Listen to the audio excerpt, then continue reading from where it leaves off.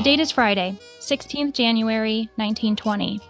At the Metropolitan Club in Washington, D.C., Assistant Secretary of the Navy and future 32nd President of the United States, Franklin D. Roosevelt, spends this winter evening drinking champagne with other members of the Harvard class of 1904.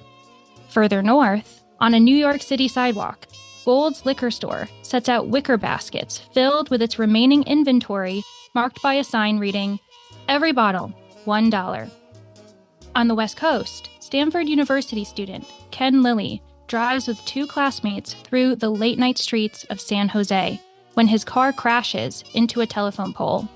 The driver and his passengers would recover, but the 40-gallon barrel of wine they'd been transporting dyes the street red. Meanwhile, evangelist Billy Sunday speaks to 10,000 of his followers in Virginia. He proclaims victoriously, "The reign of tears is over. The slums will soon be only a memory. We will turn our prisons into factories and our jails into storehouses and corn cribs. Men will walk upright now. Women will smile, and the children will laugh. Hell will be forever for rent." The date is Friday, 16th January, 1920, and tomorrow, the manufacture, sale, and transportation of alcoholic beverages will be prohibited in the United States.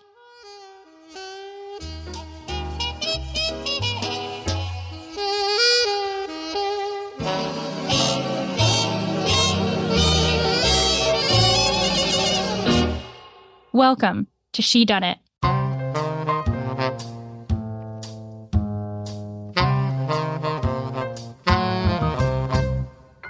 I'm Leandra Griffith, Caroline's production assistant and a scholar of detective fiction myself. You may remember that I was on the show this time last year, talking to Caroline about my master's thesis on Miss Marple. While I do read a lot of British crime fiction, I also like to explore what writers in America were doing with the genre at the same time. And I've been wondering, is it possible to read American crime fiction from the Golden Age interwar period and not be all too aware of the effect that Prohibition had on the culture and society it depicts? Today, we'll be sneaking into the Speakeasy to find out.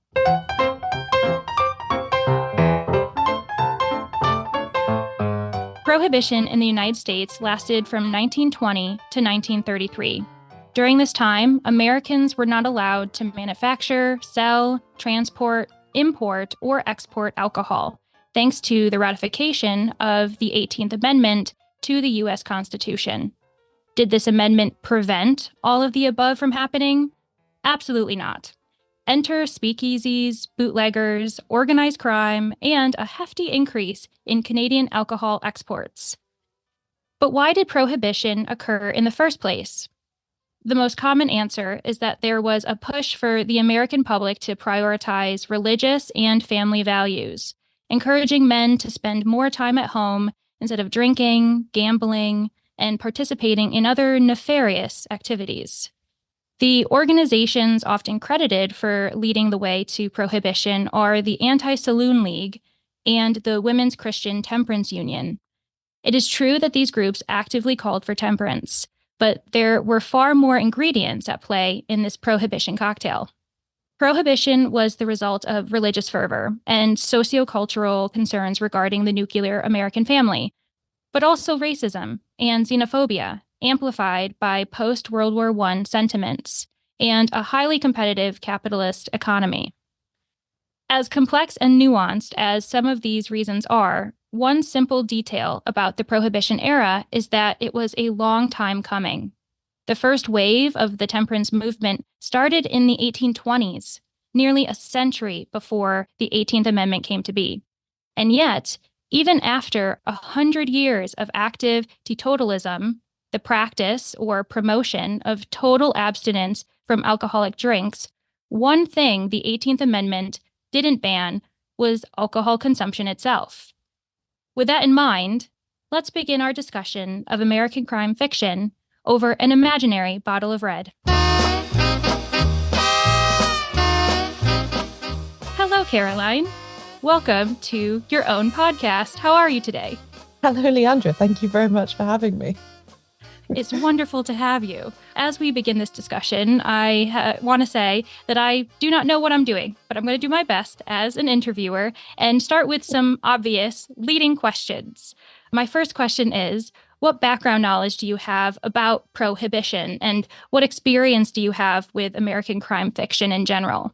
I have almost no background knowledge about Prohibition. It's not something that was ever covered in the history I studied at school. So my entire awareness of it is from pop culture and, let's be honest, mostly The Great Gatsby.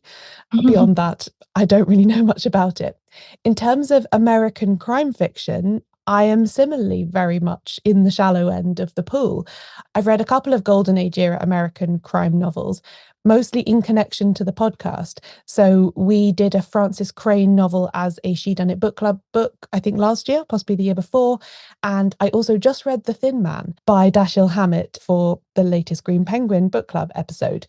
But that is about it. Yeah, that makes a lot of sense. And as someone who grew up in American culture, in the American educational system, I have to say, I also realized I didn't know as much about Prohibition as I probably should have. So we're going to be learning together as we go through this process while using American crime fiction as a bit of a crutch. I am so glad that you used The Thin Man as an example, and it definitely wasn't planned on my part. To give some background, The Thin Man, it's by Dashiell Hammett, and it was originally published in 1934.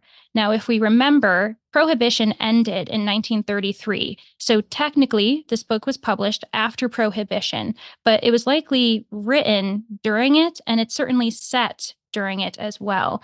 I am referencing this book, especially because I know that you, Caroline, and your guest, Criminali, when discussing The Thin Man for the Green Penguin episode, I know that you were especially interested in the first line, and I'll read it aloud to you just to give some memory to it.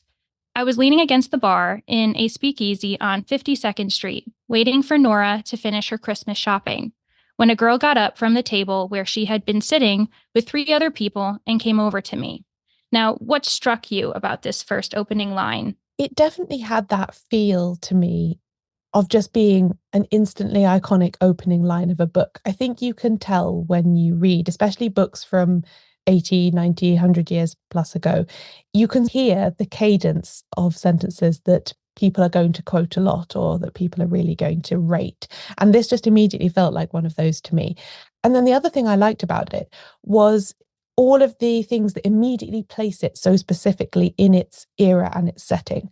So he's leaning against a bar in a speakeasy. Even to someone like me, I know what speakeasies are and where they were most likely located and when. On 52nd Street, that's probably Manhattan in New York City. Waiting for Nora to finish her Christmas shopping. So it's Christmas or nearly Christmas. When a girl got up from a table where she had been sitting with three other people and came over to me. So this bar is busy and it has tables. It's not just like a counter at the wall kind of thing. This is a bustling, thriving place, this speakeasy, not just some grimy dive. Also, it's in the first person, which is just immediately always intriguing. Like, who is the I? Who is telling us this?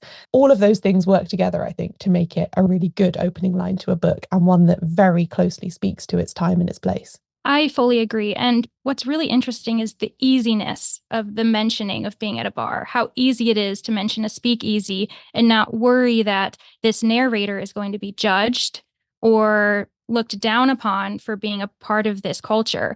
And I think that speaks to the fact that by the end of Prohibition, everyone was very tired of it, and no one was looking down upon people who were participating in drinking alcohol, going to these technically illegal establishments.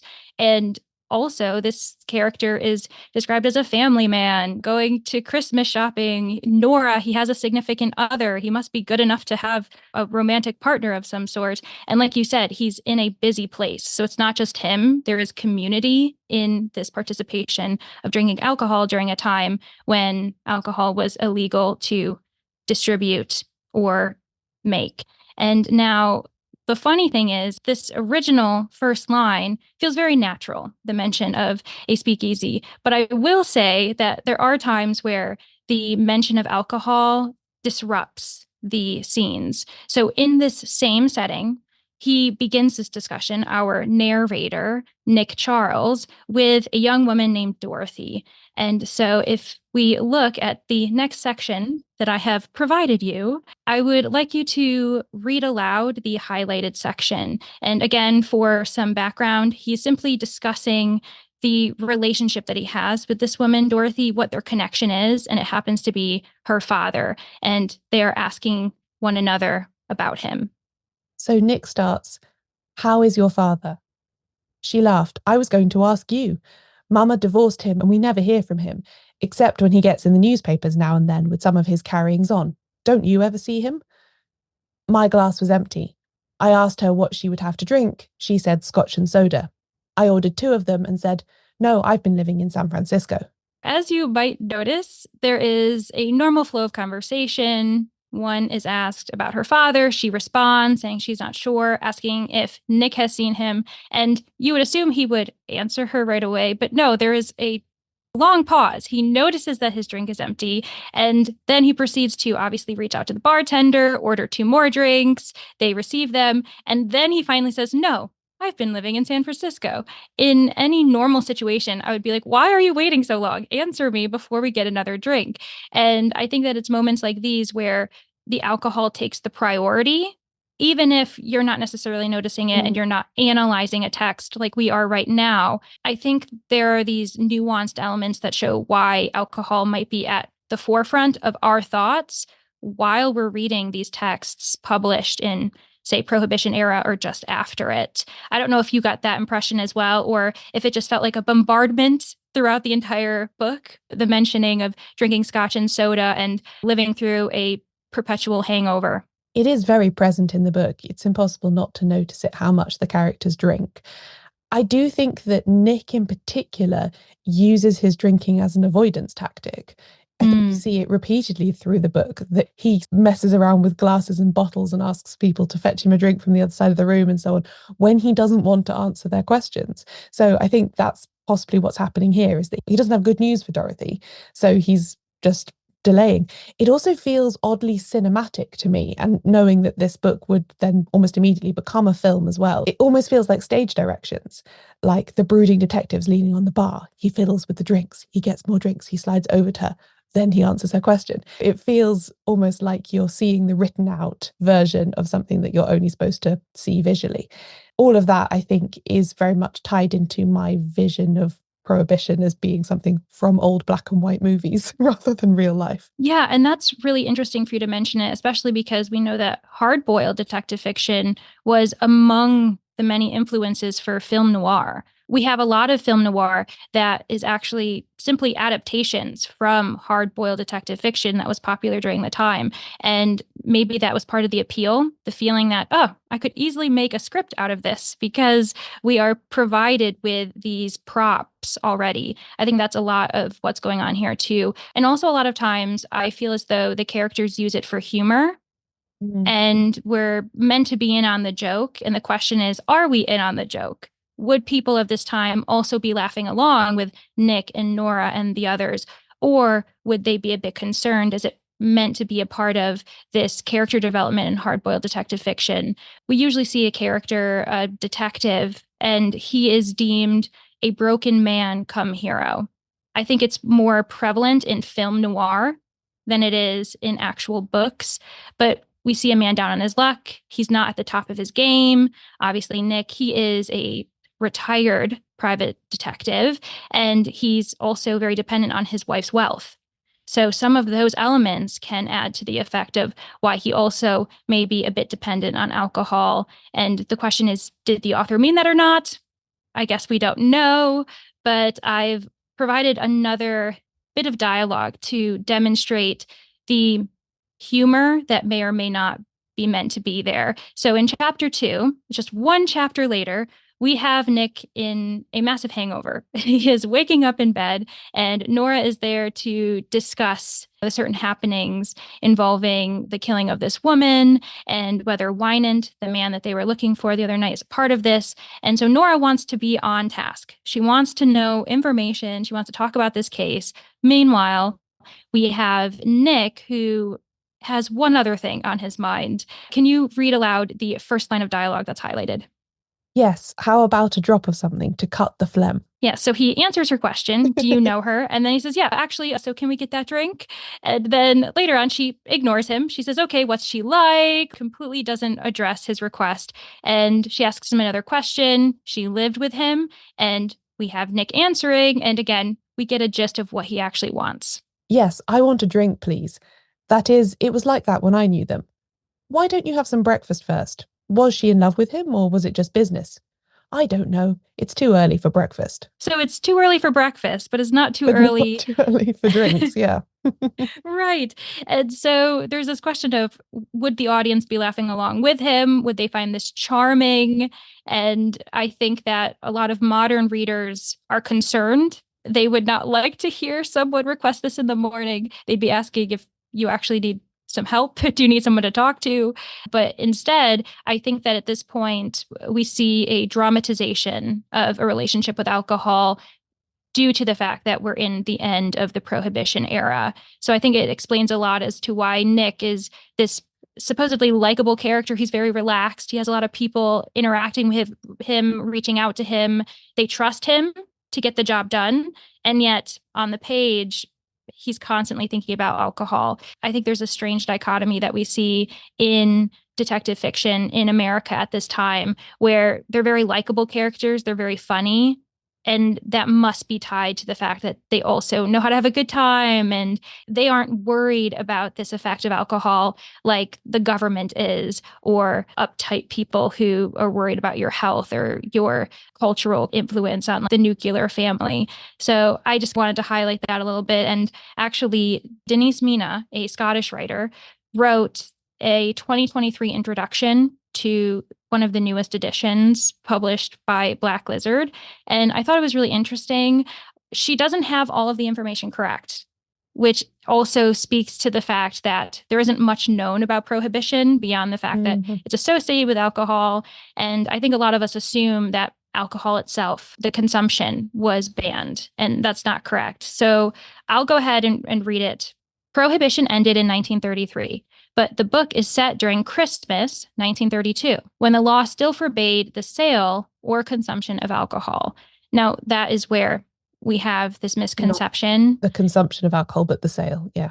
Yeah, so Denise Mina is correct in that first line, but in the second, the latter half, consumption of alcohol is not actually illegal. But the sentiment that I think is actually super accurate is towards the bottom of her discussion of prohibition in relation to this novel, is that neither of them blacks out, kicks the dog, or each other. No one, literally no one, is sick all over a bed or committed to a sanatorium for a series of vitamin injections to reverse their scurvy. It is a representation of drinking that would only make sense to a lifelong teetotaler living in a dry state or an alcoholic in profound denial, which perfectly sums up American attitudes to alcohol in 1934. And I actually think that's quite correct. It's glamorizing the idea of alcohol from the perspective of it never having any adverse effects. And we know that's not accurate. And actually, in a lot of detective fiction, we, especially in the United States, we see it being glamorized. We see it as this positive, easy relationship that no one really has to be worried about, that the person is in control as they go on benders or have a great time out and try to solve a murder while they do it. But there are some depictions that show the negative light of alcohol consumption during this time or after Prohibition as well. So a couple examples that I found include The Fabulous Clip Joint by Frederick Brown. This was published in 1947, so quite some time after Prohibition ended, about 2 decades nearly. And this one actually demonizes the overconsumption of alcohol. The first couple chapters, the son is the main character, and he is searching for his father in the house. His sister is asleep. He goes to his mother's room. She's passed out drunk, and he realizes that his father has likely not come home because he's still off on his own bender. And we learn that his father actually is murdered that night. And there is this assumption that it must be related to the fact that he went on a bender. Maybe he interacted with the wrong people, that the father, the murdered victim, is at fault in this sense. And it actually ends up being the son and his uncle who work to find justice for this man who is just deemed a drunk. We also see it with Deadline at Dawn by Cornell Woolrich. Now, this one depicts the mean streets of New York City, and the characters oftentimes, to find themselves some moments of peace, lean on drink because they are depressed and all they want to do is get out of the city. And of course, again, they get wrapped up in a murder. By the end of the novel, the goal is for them to get on a bus, to get away from the city, to get away from these negative influences that include alcohol and organized crime, because that's another element that goes into American detective fiction. It's very much set in urban settings. And with that come the temptations that include speakeasies and the like. So one other example that we will be digging into a little bit more deeply is the Roman Hat Mystery by Ellery Queen. Now, this one was also published during Prohibition. This one is the debut novel by Ellery Queen, who is actually a duo of cousin writers.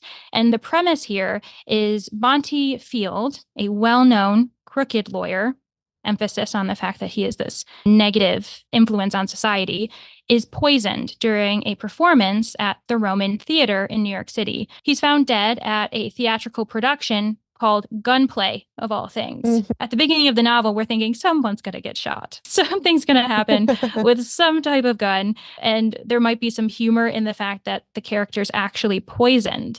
And initially, a doctor within the audience is first on the scene, and he assumes it's heart failure.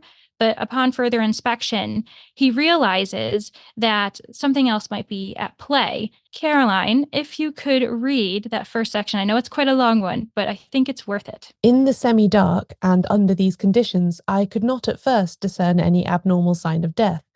From the construction of the facial muscles, I thought that it was a simple case of heart failure, but on closer examination, I noticed that blueness of the face. It's quite clear in this light, isn't it?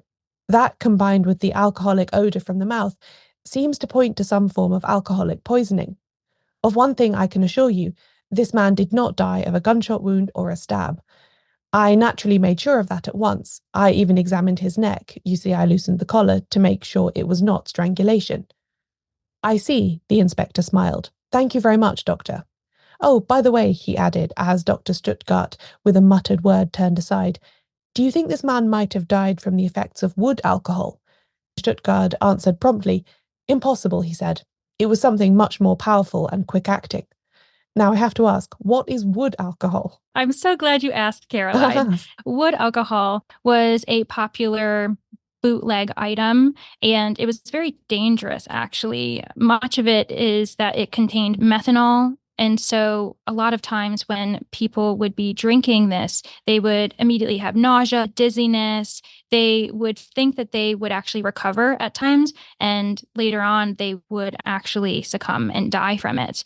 There is an example in 1926 in New York City. We had 1,200 people become sick by poisonous alcohol, and 400 died. So this became a really crucial and important public health issue, trying to warn people against this wood alcohol. And there are actually some other really scary ingredients that other bootleggers would use. And I provided you with a small passage to read aloud and prepare yourself for some shocking ingredients. The period's illicit liquor manufacturers found that by adding some questionable ingredients, they could simulate certain types of beverages they had enjoyed before Prohibition, or create entirely new flavours. Some bootleggers added dead rats to their moonshine to make their alcohol taste like bourbon. Others used tar and oil from trees to replace gin and scotch. Ugh, that's disgusting. Why would you deliberately put dead rats in things? It's bad enough if it happens by accident. Exactly. A company would honestly probably lose millions of dollars to lawsuits if this were ever the case, whereas now, it being illegal, the black market flourished with these types of products. And it leads to the question of, is regulation with lawful intent actually the right way to go? We see that a lot of times with certain illicit drugs as well. This idea of, is it better to have it legal but also regulated by the government, or do we keep it illegal? And in that case, we have no idea what kind of ingredients are being placed in these things. And we saw that during Prohibition with these very terrifying items that I'm sure the consumers had no idea this was actually the product that they were getting. They just wanted to possibly have some fun. Yeah, no one was saying, bring me the dead rat stuff. I really like that one. No. Yeah, they're like, that's my favorite flavor. It was probably the same color as the whiskey they used to drink or something, but no, obviously highly dangerous. So we obviously see Ellery Queen taking that into effect as they're discussing the death of this character Field and whether it was by his own accidental intentions of getting drunk and didn't realize that he was drinking bad alcohol, or what we realize is actually that he was poisoned. And there are numerous other examples within this text of the characters discussing the idea of whether this was good alcohol or alcohol that obviously ended up making him sick. So for one occasion, we have Inspector Queen speaking back and forth with the toxicologist Prouty. And one thing that's confirmed is that with whiskey you get nowadays, most of it smells etherized, because there's also this ether of methanol. And then later on, there is this confirmation of, after analysis of the whiskey, Prouty confirms whether the whiskey is good or bad. And I'll go ahead and read aloud this response from him after Queen asks, "What did you get from your analysis of the whiskey?" "Oh," Prouty sobered instantly. "The whiskey in the flask was as fine as any I've ever tasted. And I've been doing nothing but testing booze for years now." Note, because of Prohibition, likely he has to do this a lot. "It was the poison in the liquor on his breath that made me think at first that Field had drunk rotten booze. The scotch and rye that you sent me in bottles from Field's apartment were also of the very highest quality. Probably the flask's contents came from the same place as the bottled stuff. In fact, I should say that both samples were imported goods. I haven't come across domestic liquor of that caliber ever since the war. That is, except for the pre-war stuff that was stored away." We're getting a really great picture of the fact that in late Prohibition, it was really rare to see domestic liquor exist that was obviously purchased prior to Prohibition. People were hoarding everything. As you may have noticed in my introduction, that 40-gallon of wine that was unfortunately wasted onto the street. The fact that we also see people who were hoarding liquor by $1 bottle prices. People were trying to prepare because they weren't sure how long this was going to last. And clearly, some 9 years later in 1929, following this novel, it was very scarce. And so the idea that this was actually really good quality, they're like, it must be imported. It cannot be produced in the United States. So I found that really fascinating that this novel featured it, but we also never see the mention of Prohibition. We never see the mention of the 18th Amendment or the temperance movement. Those terms weren't used by Ellery Queen. And I actually personally find that pretty fascinating, because you have to read between the lines to understand why this is the case, why they're talking about liquor and alcohol in this way. Maybe during this time, obviously, they'd know exactly why. If you're reading this book in 1929, you know why these things are happening, why they're looking into this. But what's fascinating is coming from, say, a 2024 perspective, you might not notice it as much, that what they're trying to suggest is that, hey, Prohibition has screwed things up. That's something I've noticed in a lot of detective fiction that is published during what we now think of as an important historical event. Another really good example of this is stuff published in the early years of the Second World War, especially in Britain, where it was very far from clear that Germany was not going to win the war. In fact, it very much looked like that was going to be the case. And so you get whole novels where no one really mentions the word war, but just the way that the characters are acting and things like they're doing blackouts and there's rationing and all this kind of stuff, you know that they are living during the war. But of course, when you were writing a book in 1940 for consumption in 1941, you didn't need to tell anyone there was a war going on. Everyone thought about it all the time.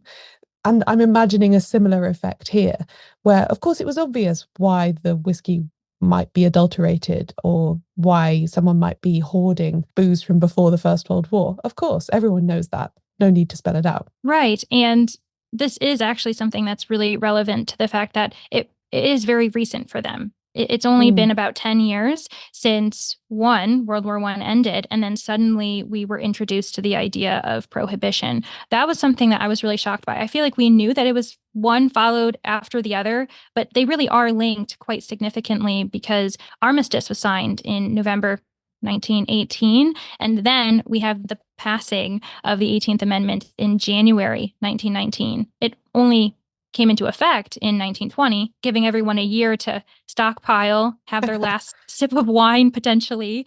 But it's really fascinating how connected they are. So also the idea of all of these men coming back from the war. Obviously, it's a different scenario for American soldiers versus, say, those in Europe and the UK, but they're coming back from certain traumatic events and they realize that the United States that they left is very different, or at least preparing to be very different.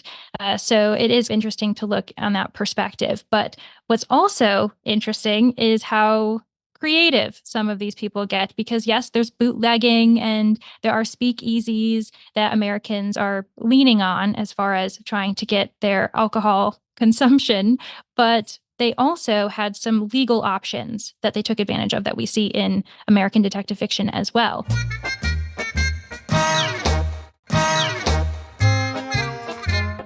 And that is where we enter the transatlantic cruise mysteries. So those were actually not super popular. You don't see a million of them, but I've actually found myself really enjoying those. A couple examples that I read include Murder on B Deck by Vincent Starrett, also published in 1929, and also Obelisks at Sea by C. Daley King, published in 1932. So both of these were firmly published, definitely firmly written during Prohibition. And it led me to wonder what is going on, because we also see characters drinking alcohol in these two books, but they're on a cruise making their way across the ocean. Oh, is this once you're in international waters, no rules apply? Yes, exactly. Smart cookie that you are, Caroline. Just imagine the number of people who are saying, I've never been on a cruise. I've never traveled to another country. This is the perfect time. Let me do this. Now, what's really funny is that there was a period before the boat took off, obviously before we left the domestic waters, that you still had to be very sneaky. And we see that in Murder on B Deck. So there is another small excerpt that I've provided you, Caroline. And to give some context, this book actually follows a writer, Dunstan Mullock, and he only has the intention of seeing off his friends, his sister and her husband. And that was something that was really popular, actually, during this time as well. In preparation for these transatlantic cruises, they would usually leave at midnight. When the boat was getting ready to go, people would go on board who were not ticket holders and celebrate, doing a bit of a send-off, however many hours prior to it. And then as soon as the boat was starting to get ready to leave, they would send everyone else off who weren't ticket holders back onto shore so then they could leave. And what would really happen is people would celebrate and drink alcohol while they were hiding in their little rooms. And Dunstan Mullock, he is late. He's trying to get there to the celebration in time. And this is the scene in which he finally arrives on the boat and searches for his sister and brother-in-law's room, where they are doing some illegal activity, or at least partaking in the results of having done some type of illegal activity in acquiring said contraband. So if you would read that for me. Reaching the gangplank, he mounted rapidly to the first deck, dodged another bill without being seen, traversed two crowded promenades and stairways, and at length discreetly knocked upon the panels of a stateroom numbered 67, behind which a significant cork had just popped. At the interruption, 4 men and 3 women crowded in the room, cocked their heads sideways. The brother-in-law of the latecomer paused, his thumb in the throat of a bottle. "That you, Duns?" he called, and opened the door with his free hand. And so with this scene, you can almost feel the tension of Mm. these four men, three women getting excited. They just had the cork pop. They're going to have some champagne. And then they hear this knock on the door and their heads just turn, head cocked, wondering. And then eventually they end up confirming that, oh, it's fine. It's just Dunstan, who they were anticipating arriving. And it shows this kind of act of casualness. They're having fun, but then immediately any type of danger of being discovered, everyone's a bit more on edge, especially because this idea of champagne, too, real champagne, is likely deemed something that was imported. If anything, they were partaking in the illegal purchase of alcohol at the time. I have a question. So it is illegal to obviously sell, manufacture, purchase alcohol. It's not illegal to drink it. So if it had been a policeman knocking on the door, they're not actually doing anything illegal in the room, right? They're just drinking some champagne.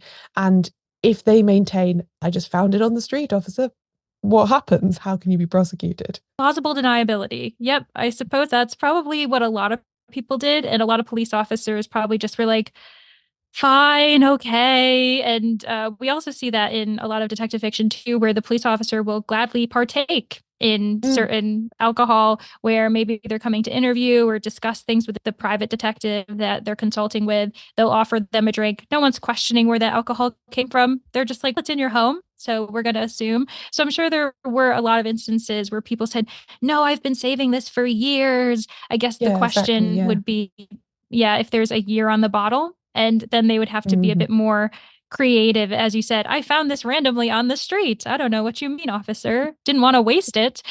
So there probably were moments like that. And I think that also speaks to the fact why speakeasies and other establishments, while the police did obviously investigate those and fine people, jail them at times upwards of 6 months, depending on the offense, mostly it was deemed this agreed upon silent activity that everyone was really doing it. We even see actually a lot of politicians. And I also wonder if that, among other things, is linked to why we see a lot of corruption being depicted in this time. Not only are people drinking alcohol and we're just casually accepting the fact that speakeasies exist, but we see a lot of criticism in hard-boiled detective fiction, especially with corruption of establishment, institutions, corporations being corrupt as well. And it's because, in my opinion, they knew that everyone was doing this. And yet, depending on who you knew, you were more likely to get away with it. I think that adds to the dark hilarity of including it here because we knew it was illegal and everyone just was by the end very tired of prohibition. And we also continue to see other examples of this mention of bootleg scotch in that book as well. But what's quite funny is these mentions slowly dissipate as soon as they are officially on their voyage and the bar is open. People are enjoying themselves in the smoke room and everything to that effect.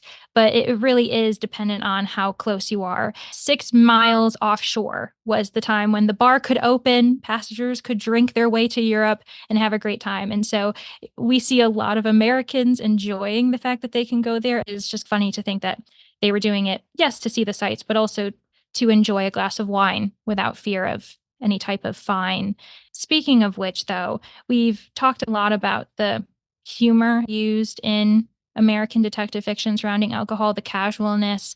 But when it comes to the reader as consumer, especially nowadays, we do have this criticism, specifically in hard-boiled detective fiction, but also in American crime fiction that mirrors the Golden Age style, that we have a lot of, to put bluntly, alcoholic detectives.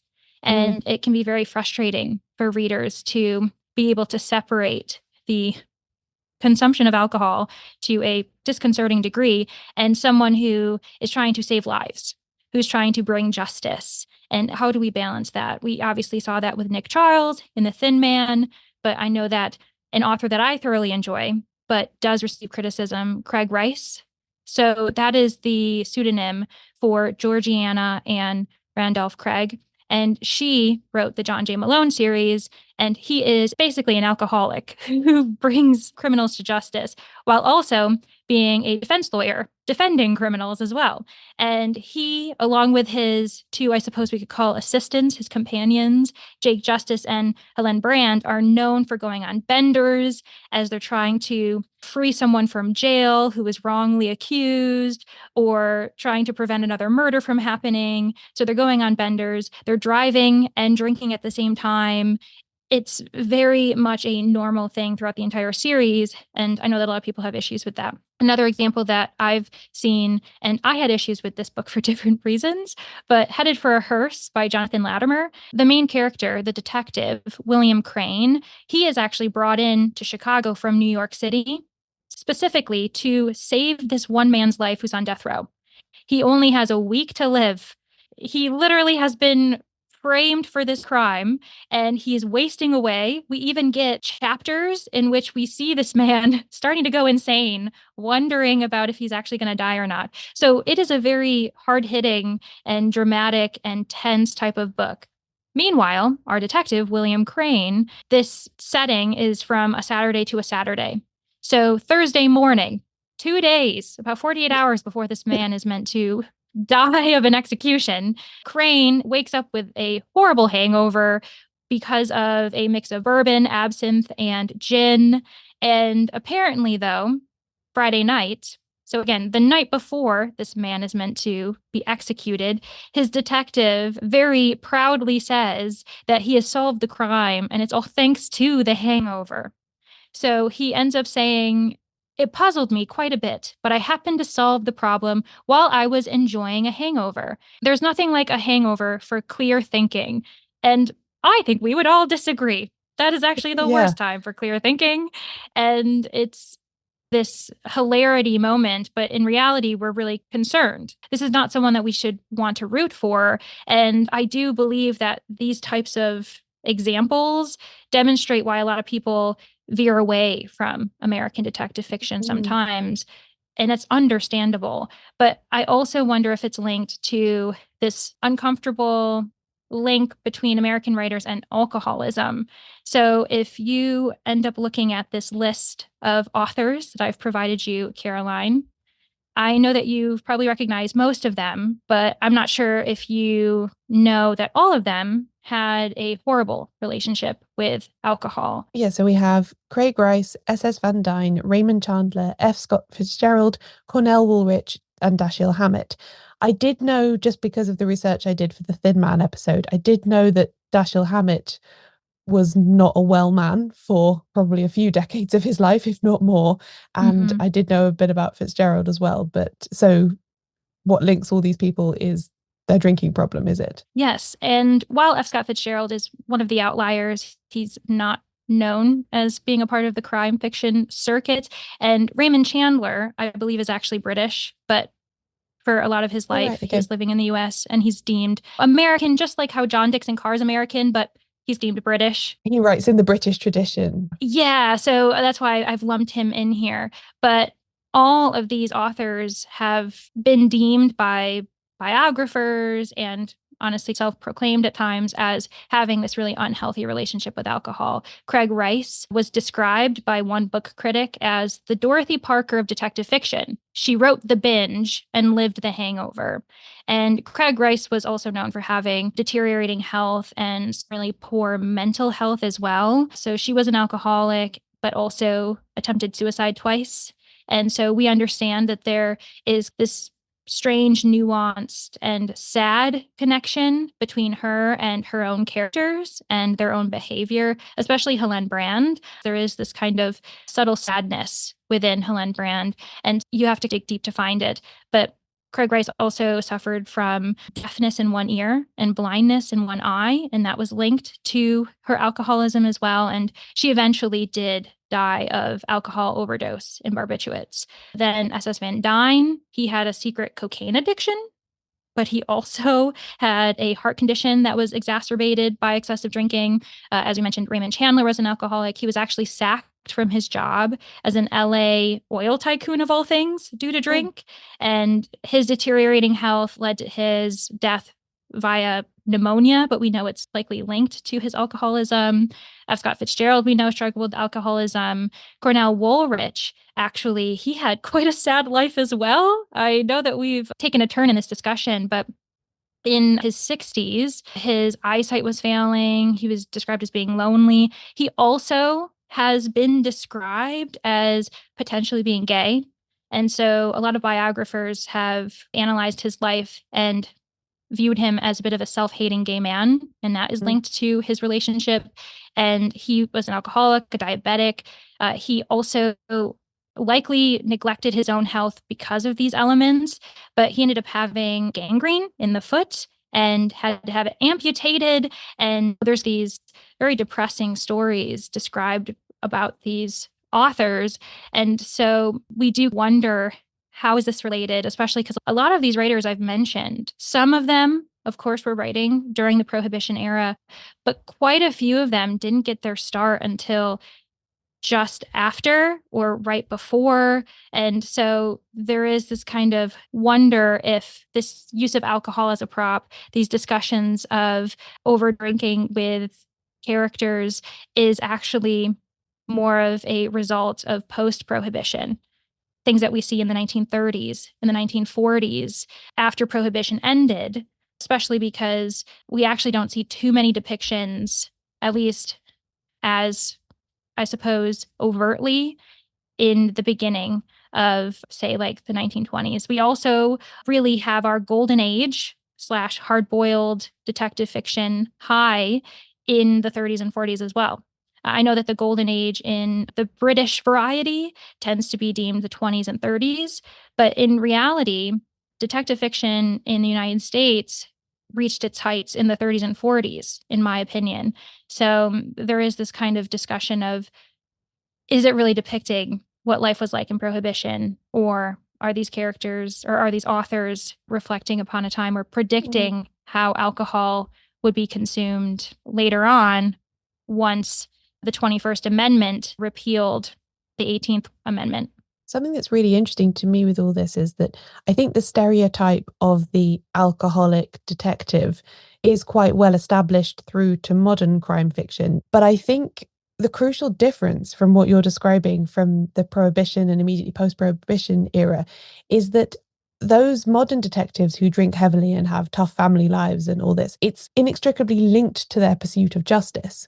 It's, oh, I drink because the world is so hard and I'm so cynical about it. It's connected into their job, where it seems like, especially what you were describing with, for instance, the Death Row novel, it seemed like the person was trying to claim the opposite, that no, drinking makes me better at solving crime. I see no reason why those two things can't work perfectly in harmony.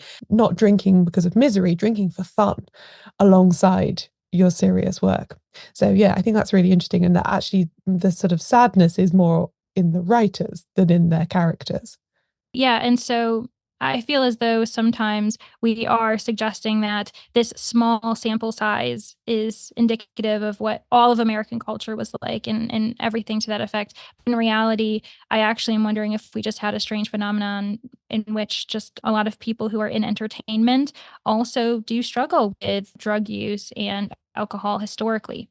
It's been known for something like that. That's a fascinating connection to find, and realize that when we're looking at it from a modern perspective, we want to separate the author from their work, but in reality, a lot of times authors write their own lives into their work. And I fully agree with you on the sense where almost we can condone the use of alcohol as a medicinal quality for the horrors and the stress that these detectives have, because they are working in a system that's acting against them. Because again, we're seeing this world as corrupt, as dark, as people putting their self-interest ahead. We can't trust our politicians. We can't trust the police because they're likely on the payroll of someone else who's trying to hide certain nefarious activities.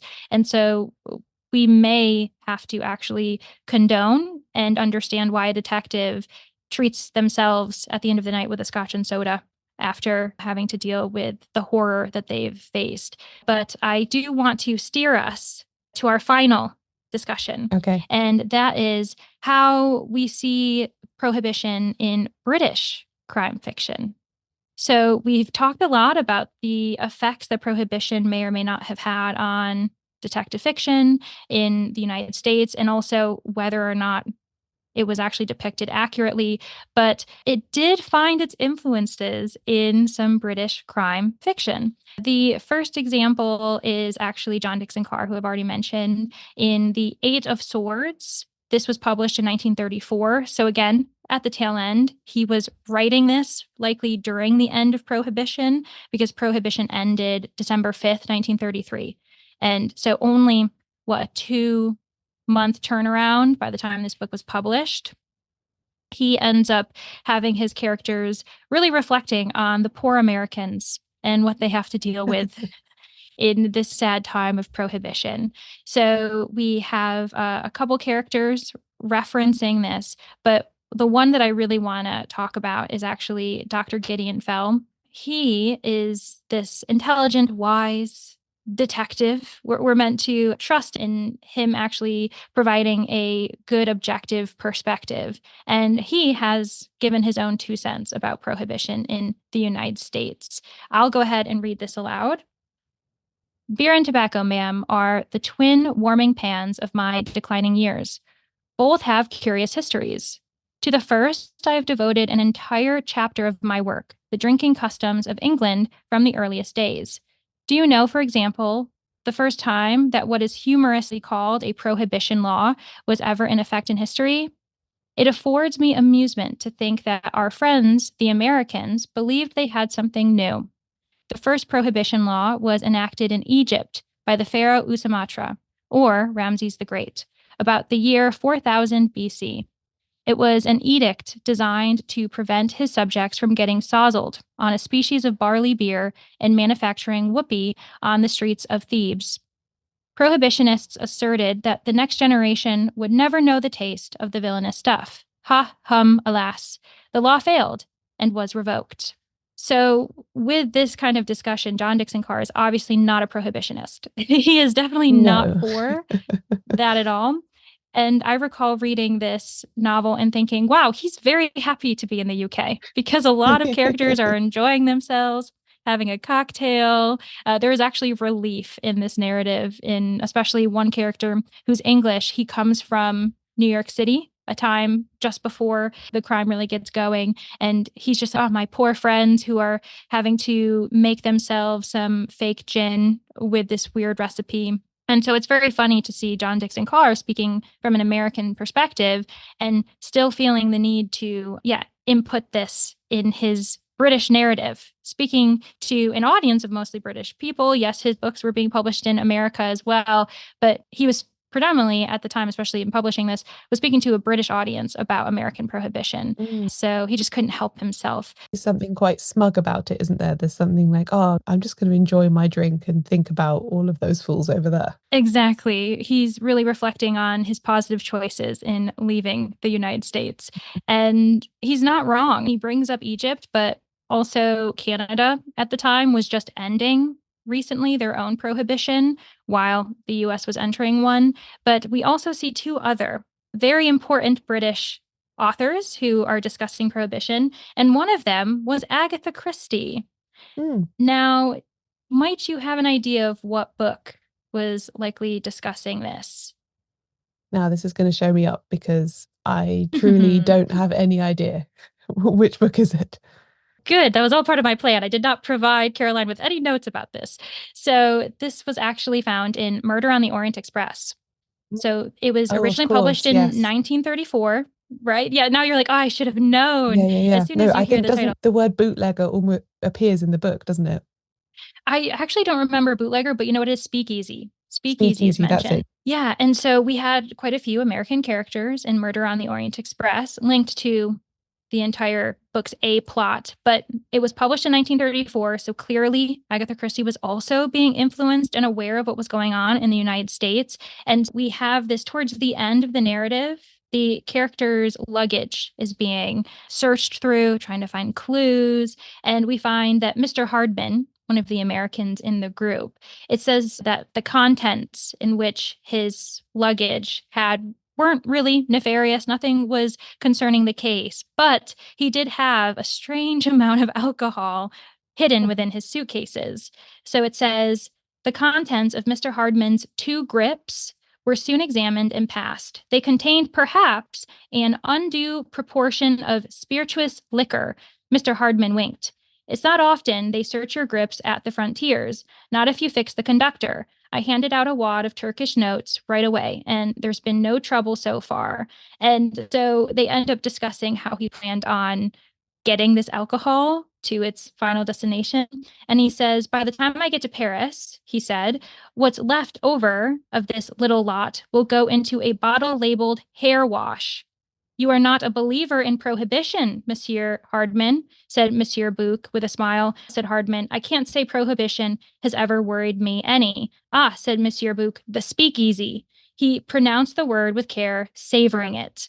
So there are these discussions, this recognition of prohibition. And obviously, Agatha Christie, again, leans on the humor, this idea of how this man would find a way to take advantage and bring liquor back with him in any form, or at least just enjoy it while he's here. And I found that very funny, especially because Agatha Christie was known as someone, we talk about a lot of authors who have partaken in alcohol and experienced alcoholism, but Agatha Christie is a great example of an author who really didn't like the taste of alcohol. She didn't partake in it, and yet it's still mentioned in her books. And so it just shows how profound of a movement it was. It didn't just have its ripple effect in the United States, but we see it in the UK as well. I think she did go to several different places in the US during Prohibition, though, right? On her world tour, the British Empire mission. I know they went to Canada, and I think she sailed back from New York, I'm saying from memory. I think so too. She definitely just been around people in hotels and so on and heard and seen it. But yes, you're right. Her favorite drink, at least in later life, was a pint of fresh cream. So she was not into alcoholic beverages at all. Yeah. So I just think it's really interesting that she, of all people, would acknowledge that, especially because she also wasn't known as someone who really did speak on politics too often in her books, at least to an extent where she recognized it. And yeah, I thought that was really fascinating. Now, before we wrap things up, because we have been talking for quite some time about American detective fiction and its relationship with speakeasies and bootleg gin, I wanted to pose a question to you, Caroline. Reflecting on all of these scenes, all of these examples, what are your thoughts about Prohibition and its influence or its effects on American detective fiction? Do you think that American detective fiction is a good example? Do you think that it actually mirrors what life was like during Prohibition and after? What do you think that our relationship with alcohol ended up being in that time? I'm guessing that the detective fiction is a highly sanitized and glamorized version, because I think, as that one passage you read points out, actually being a heavy drinker or addicted to alcohol is an utterly miserable disease. It's life ruining for both the person and people in their immediate circumstances. It's really horrible. So the sort of Nick and Nora from the Thin Man idea of knocking back a bottle of whiskey and then bouncing out of bed to go to a party and having a lovely time, it's not like that. But I can absolutely see why people wanted to read that stuff at the time, why it probably made quite a dark time seem lighter. So yes, I think it is a fantasy, would be my impression. Yeah, and you would definitely be right. And do you think Prohibition was a success or a failure? I think clearly a failure, just given how little it seemed to accomplish in terms of actually preventing the flow of alcohol through the country. And I presume it's a very good example of what happens when you criminalize something, that it just probably harms people on the lower echelons of society the most. People higher up continue to make money from it, as they would have done when it was a legitimate trade. But it's people who, in a legitimate regulated industry, could have been protected workers, are instead having to turn to criminal activity to make their living. I presume it didn't cause any decline in alcoholism or increase in family values or any of the other things that campaigners wanted. And instead, it just created a horrible black market and a lot of unnecessary criminality. Yeah, and you know what? I think most people would agree with you, but statisticians and historians actually argue that to some extent, Prohibition wasn't necessarily a failure as we would assume. So they're comparing that with the amount of alcohol consumption that can be recorded pre-Prohibition days. So obviously during Prohibition, they really don't have statistics as far as how much alcohol was being sold, produced, consumed, because it was illegal. No one was keeping track of that. But they do have the comparison of after the 21st Amendment was ratified, repealing the 18th, allowing for all of these lovely manufacturers, brewers, wineries to come back into production, opening their doors again. And so comparing the statistics from Prohibition days to post-Prohibition days, I believe it was approximately a 30% decline as far as alcohol consumption being tallied. However, within a decade or two, the United States was back at its pre-Prohibition numbers, which is also indicative of when we were seeing all of these American detective fiction writers really finding their voice and becoming really popularized, because that brings us into the 40s, especially during a time when I think it was most heightened, where we were seeing the most produced books happening following these prolific writers. And so arguably, according to statistics, Prohibition was a success. But I think that culturally, socially, as far as mental health goes as well, we would all agree that it was not a success at all. And I think that we still see the American public probably experiencing ripple effects today even. But I would like to leave us off on an author who would actually believe that Prohibition is great, and that is Arthur Conan Doyle.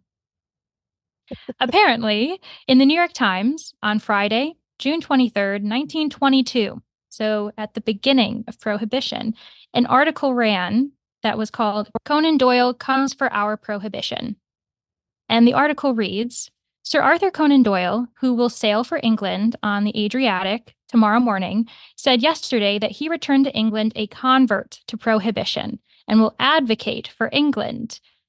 Although he cannot spare the time from his psychic work to engage in public meetings and active propaganda, in the interim, he intends, however, to have a highball and a glass of wine now and then." That doesn't necessarily relate to the idea of being for Prohibition, but all right, Arthur, you go ahead. We have a quote from him, and it says, "I go back a convert. I am a man who takes wine, but nonetheless, I think this generation might do a noble thing to give up its comforts. If so doing, will help save the next generation from the miseries resulting from drinking to excess. There is little drinking here today, compared to what there used to be. Today, if you want liquor, you have to go and find it. Formerly, it came looking for you."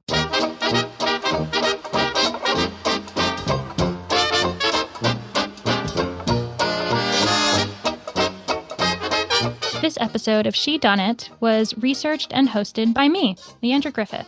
My guest, Caroline Crampton, also helped with production. If you'd like to hear more of me talking about mysteries and books in general, you might like my YouTube channel, Leandra the TBR0, and my Instagram of the same name. There are links to both in the episode description. Caroline, of course, you can normally find hosting Shedunnit or writing her personal newsletter at carolinecrampton.com. Her new book, A Body Made of Glass, is currently available to order everywhere books are sold or borrowed. You can find a full list of the books we mentioned in this episode at shedunnitshow.com/death at the Speakeasy. We publish transcripts of every episode, including this one. Find them all at shedunnitshow.com/transcripts. Shedunnit is edited by Euan MacAleece. Production assistance from Leandra Griffith. Member support for the Shedunnit Book Club from CC McLoughlin. Thank you for listening.